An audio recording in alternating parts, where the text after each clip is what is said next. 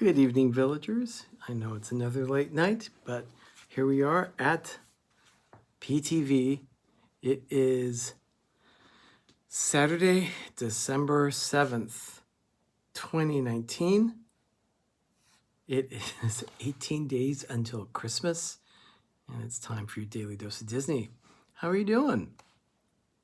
It's so good to have you all here tonight.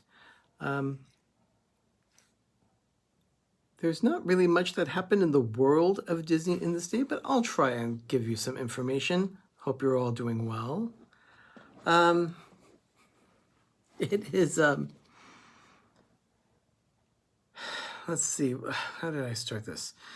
In 1964, Tony, Fantasmic Chronicles, it is Saturday night. Thank you for joining. Good to have you here. 1964, December 7th. It's a company called Compass East was incorporated. Mara Blankenship, good morning there. Yes, definitely morning on the East Coast. So thank you. So this corporation was called Compass East. It was incorporated in Delaware on this day in 1964. Turns out that they were responsible for some of the land buying in Florida for what would eventually called Walt Disney World. It was one of those companies that was set up as a dummy company or a shell company to purchase property so that people would not know that it was Walt Disney Productions that was buying the property. Hello, Pam's fam and Mike Wheeler. You're getting to listen on your new iPad. Mike, congratulations on that. I am so happy for you. I'm going to see if we can't help you out and get StreamYard working on that iPad. I certainly hope it'll work for you because that would be amazing. So anyway, it was one of the dummy companies that was set up to purchase the land on Walt Disney World. And it was a guy named Don Tatum. The name Compass East Corporation is part of his Main Street window at Magic Kingdom in Florida. So, kind of cool. 1986, on this day, the Disney Channel. No, hey, Blended Whiskey, thanks for joining. Though Disney Channel had been around, it's not the first day that they started. Hello, Stacy. Wow. Again, I'm still just blown away by the fact that you hit a deer last night, but I'm so glad you're okay. So on this day, the Disney Channel had been around for a while already, but on this day, they went 24 hours. 24 hours a day for the Disney Channel on this day in 1986, 33 years ago. So, December 7th, 1997. This is the first official day of something that's called a Toad-In. Toad-In, as in quotes, Toad-In. Kind of like a sit-in, but it was a Toad-In that took place at Magic Kingdom in Fantasyland. A bunch of people were upset that Mr. Toad's Wild Ride was going away. They wanted to try and stop it, so they were showing their support as much as they could to say, hey, we want Mr. Toad's Wild Ride to stay. So they did a Toad-In. It was one of 4 that they did. But of course, we all know it didn't happen, and they went on. So Mr. Toad's Wild Ride was eventually taken away, and in its place is the Many Adventures of Winnie the Pooh. And Florida lost Mr. Toad's Wild Ride. In California at Disneyland, we lost the Country Bear Jamboree. Don't know which one is worse. Yeah, I'm kind of in shock about it too, Stacy. So, anyway, that was in 1997. 1999. This one's a little near and dear to the hearts of those here at Pepper Tree Villa. In 1999, a woman by the name of Cynthia Harris she was named president of the Disneyland Resort. Now, Cynthia, she followed a guy named Paul Pressler. Paul Pressler set up Disneyland on a path to almost ruin. He was a bottom line follower. He was always looking to save money no matter how he could. He was looking to close attractions and open stores. And those stores that he opened, he tried his best to get as much merchandise in them as possible. Oh, Lena, hello. Thank you for joining.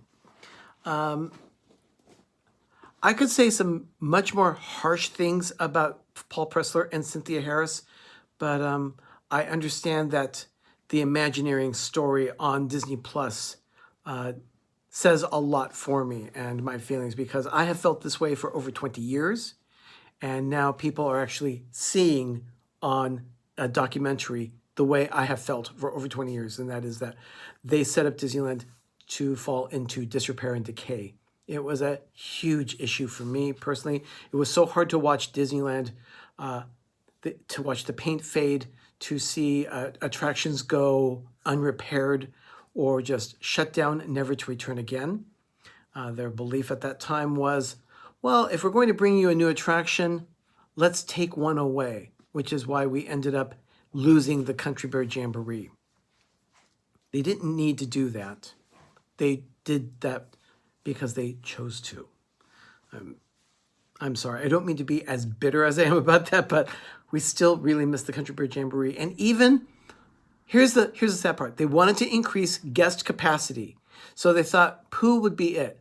Even on the best day of the number of people going through on that attraction for Winnie the Pooh in Critter Country, even on its best day, it is fewer guests attending that attraction than on one of the worst days for the Country Bear Jamboree. That's pretty bad. So let's move on to something else. I'm sorry. I'll get off my soapbox now. Sorry about that. It's 2000 now. 2004, Disney has released 7 DVDs on this day, December 7th, 2004. 3 of them included that Walt Disney Treasures collection that I've been talking about for the last few days. On this day, they released Mickey Mouse in Black and White Volume 2. They had already done the Volume 1, which included Steamboat Willie, Plain Crazy, Gallopin' Gaucho, the first set of Mickey Mouse cartoons. This is the second set, and there are 2 sets of black and white, and then they do a color set too that they've already released. They also released the Complete Pluto Volume 1, and here was an interesting one. The Mickey Mouse Club, Week 1. So if you had never seen the Mickey Mouse Club, they actually did a DVD set of the first week that it premiered. And if memory serves me correctly from something that I reported earlier in October, on Guest Star Day, which is on Fridays, the guest star was Cubby's family, his father and his brother. And they played musical instruments together. Cubby, of course, was a drummer, and his father and brother played other instruments. I forget what they were. I know one of them was, I believe, a bass or a guitar. So we'll leave it at that. On this day in 2005, it was the world premiere of a spectacular fantasy film that Disney hoped would be the beginning of a franchise, so they would continue making them. It was The Chronicles of Narnia, The Lion, the Witch, and the Wardrobe. That premiered on this day in 2005 at Royal Albert Hall in London, England. Of course, it was released later on in the States, but on this day, it made its world premiere in London. And I cannot believe it, I still have never seen The Lion, the Witch, and the Wardrobe by Walt Disney Pictures. That kind of surprises me because I own it. So what can I say? There are a lot of DVDs that are in my collection that I still have not seen. Okay. Roy Disney, he attended this party in 2006, and it was on this day that they released True Life Adventures Volume 1 on DVD.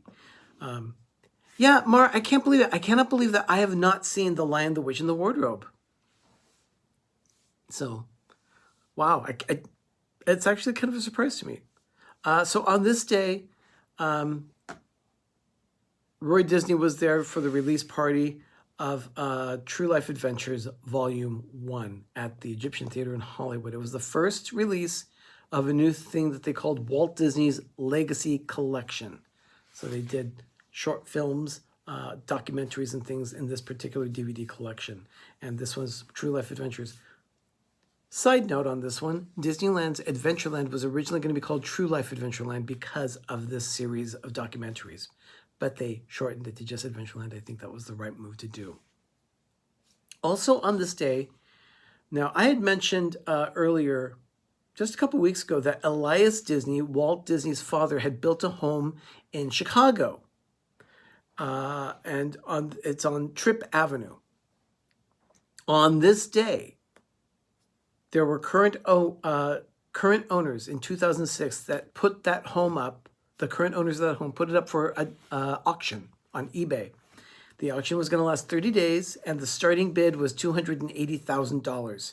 Now, I'm going to do my research and find out if the house sold and for how much, and I'll report back to you on this show, The Daily Dose. But that's not going to be tonight.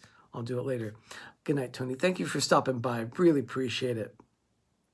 So that was in 2006. Let's see, in 2015, actually, let me start with 2016 in this case. 2016, Harry Morgan passed away. Who's Harry Morgan? Well, of course, everyone knows him as Colonel Potter on the show MASH, but he did a lot of Disney films in the 70s. He was in The Cat from Outer Space, The Apple Dumpling Gang, Snowball Express, The Barefoot Executive, The Cat from Outer Space. I love that movie. Yes, he was in Dragnet too. You're right, Mar. Most people remember him though as his role of Colonel Sherman Potter in MASH, and also the sequel After MASH in the 80s. But yeah, on this day he was 96 years old. He lived a long life. So he passed away on this day in 2016. Now let's go back to 2015. This has to do with the thumbnail and the pictures that I posted on Twitter and Instagram. And what you saw there was a picture of Walt Disney's office. Now, I remember seeing an office similar to this at Disneyland in the Disneyland Opera House in Town Square. I remember seeing it, that same desk, which was picked up, shipped out to Florida for the 100-year anniversary, 100 Years of Magic, and they showed Walt's office in Walt Disney One Man's Dream at the studios. But on this day, they restored the office at the Walt Disney Studios in Burbank in the animation building. And they took that and they gave the whole thing a complete redo. They painstakingly restored Walt's office, including the finest little details, like things from his collection of miniatures that were on the shelves behind him. There was a piano in there that was frequently played by Richard Sherman. I look tired. Actually, it's kind of late, but the lighting here is not so good. I don't have the lighting in front of me. It's just up above. So yeah, so I apologize for the lighting there, but I'm feeling okay. So in 2015, they dedicated the newly restored office of Walt Disney in the animation building at Walt Disney Studios in Burbank. So that's all I have for today in history for the Disney Company. Let me do a little housekeeping here. Earlier tonight, you saw Jess with Two Real Geeks. She held down the fort for their Saturday night show. Danny is feeling a little under the weather, so you might want to be thinking about him. Say some prayers for Danny. He's not doing well. He's sick, so just be thinking about him. Ben dropped a video on Thursday morning. If you have not yet checked out this video of Ben putting lights on a Christmas tree, and it's actually how to light a Christmas tree the Pepper Tree Villa way. So go check it out.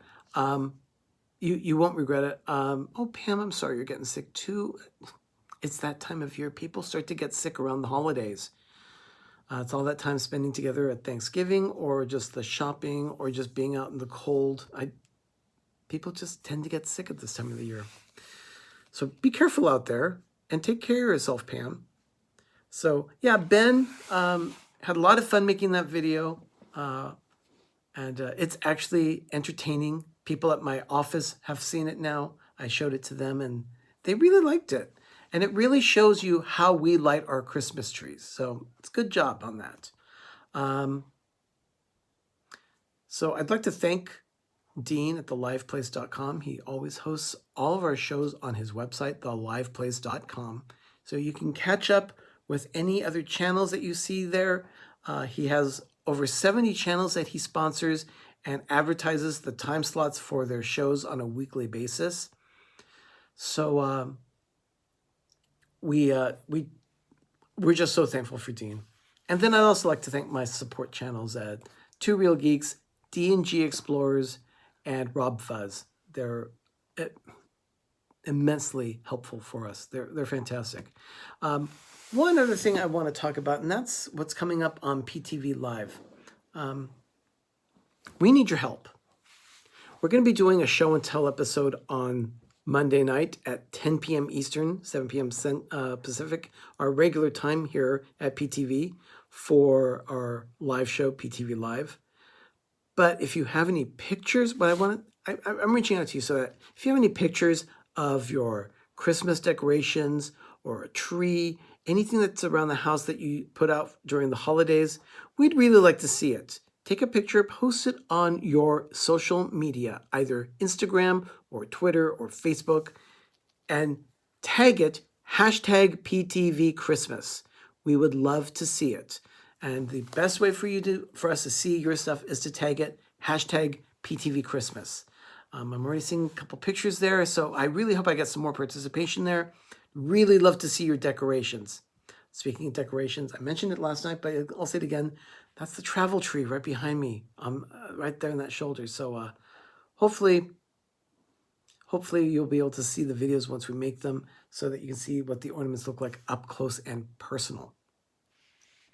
I guess that is about all I have to say today.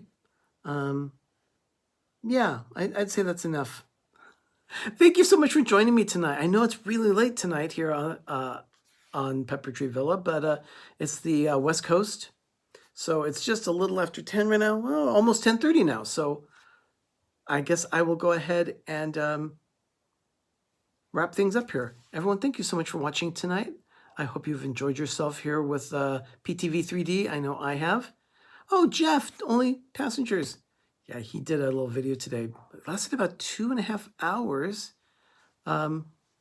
Stacy, thank you so much. I appreciate it. I would love to see that bow. Thank you very much. And Captain Akron, thank you for being here.